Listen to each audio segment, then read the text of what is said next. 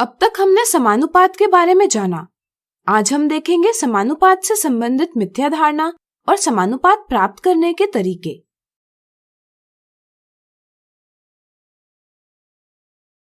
मिथ्या धारणा 1, क्या 1500 ग्राम अनुपात 3 किलोग्राम और 300 सेंटीमीटर अनुपात 6 मीटर समानुपात में है? कुछ बच्चों की यह धारणा होती है कि दो अलग अलग राशियों के अनुपात कभी भी समानुपात नहीं हो सकते। जैसे यहाँ वे समझते हैं कि वजन और दूरी के अनुपात कभी भी समानुपात नहीं हो सकते। इस तरह कुछ बच्चे इकाइयों को नजरअंदाज कर देते हैं।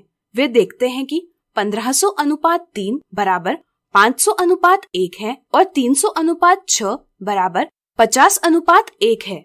वे समझते हैं कि अनुपात 1500 से 3 और 300 से 6 समानुपात नहीं है। इन दोनों मिथ्या धारणाओं के कारण बच्चे ऑप्शन 2 जवाब देते हैं, जो कि एक गलत जवाब है। सही समझ यह है कि दो अलग अलग राशियों के अनुपात भी समानुपात हो सकते हैं और अनुपात में व्यक्त करने के लिए हमें राशियों की इकाइयां बराबर करना आवश्यक होता है। क्योंकि 1 किलोग्राम बराबर 1000 ग्राम, इसलिए 1500 ग्राम अनुपात 3 किलोग्राम बराबर 1500 ग्राम अनुपात 3000 ग्राम, इसलिए 1500 ग्राम अनुपात 3 किलोग्राम बराबर 1 अनुपात 2। इसी तरह 1 मीटर बराबर 100 सेंटीमीटर है, इसलिए 300 सेंटीमीटर अनुपात 6 मीटर बराबर 300 सेंटीमीटर अनुपात 600 सेंटीमीटर, इसलिए 300 सेंटीमीटर अनुपात 6 मीटर बराबर 1 अनुपात 2। चूंकि यहाँ दोनों अनुपात समान है, इसलिए हम कह सकते हैं कि 1500 ग्राम अनुपात 3 किलोग्राम और 300 सेंटीमीटर अनुपात 6 मीटर समानुपात में है। इसलिए हम कह सकते हैं कि इस सवाल का सही जवाब है ऑप्शन ए। इसलिए जब भी आपको दो अनुपात समानुपात में है या नहीं इसकी जांच करनी होगी, तब इकाइयों को बराबर करना आवश्यक है। अब आइए देखते हैं दो अनुपात समानुपात में है या नहीं यह हम कैसे पता कर सकते हैं। मान लीजिए हमें पता करना है कि 12 अनुपात 15 और 16 अनुपात 20 समानुपात में है या नहीं। आइए यह पता करने के लिए कुछ मजेदार विधियां सीखें।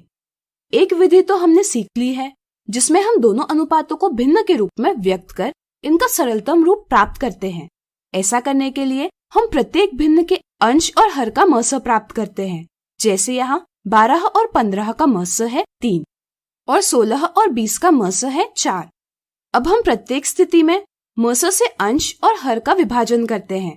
12/15 के अंश और हर दोनों को 3 से विभाजित करने पर हमें इस भिन्न का सरलतम रूप प्राप्त होगा 4/5।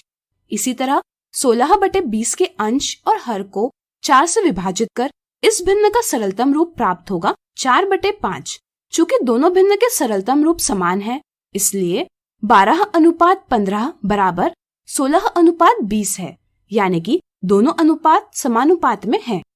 दोनों अनुपात समानुपात में है या नहीं यह पता करने के लिए हम दोनों भिन्नों के हरों को बराबर कर सकते हैं। इसके लिए हम एक भिन्न के हर से दूसरे भिन्न के अंश और हर दोनों को गुना कर सकते हैं। जैसे 12/15 के अंश और हर दोनों को हम 20 से गुना करेंगे तो हमें भिन्न प्राप्त होगी 240/300। इसी प्रकार अगर हम 16/20 के अंश और हर दोनों को 15 से गुना करेंगे तो हमें भिन्न प्राप्त होगी 240/300। चूंकि दोनों स्थितियों में भिन्न बराबर है, इसलिए हम कह सकते हैं कि 12 अनुपात 15 बराबर है 16 अनुपात 20 के। इन सभी विधियों में कैंची गुणन यानी क्रॉस मल्टीप्लिकेशन एक आकर्षक विधि है।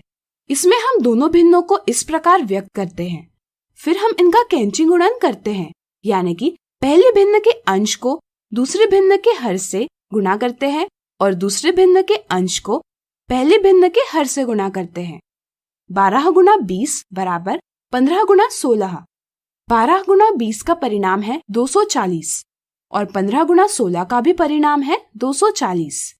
गुणन करने पर हमें बाएं पक्ष यानी LHS और दाएं पक्ष यानी RHS दोनों में समान परिणाम प्राप्त होता है।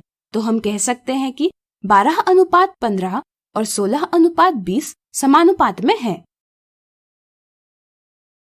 प्रयास कीजिए एक कक्षा में 10 लड़कियां और 20 लड़के हैं। इनमें 300 फूलों को वितरित करना है, लेकिन यह इस प्रकार किया जाना चाहिए कि लड़कियों को प्राप्त होने वाले फूलों की संख्या का लड़कों को प्राप्त होने वाले फूलों की संख्या से अनुपात 2:1 होगा। तो पता कीजिए कि लड़कों को कुल कितने फूल प्राप्त होंगे। तो आज हमने देखी समानुपात से संबंधित मिथ्या धारणाएं और समानुपात प्राप्त करने के तरीके।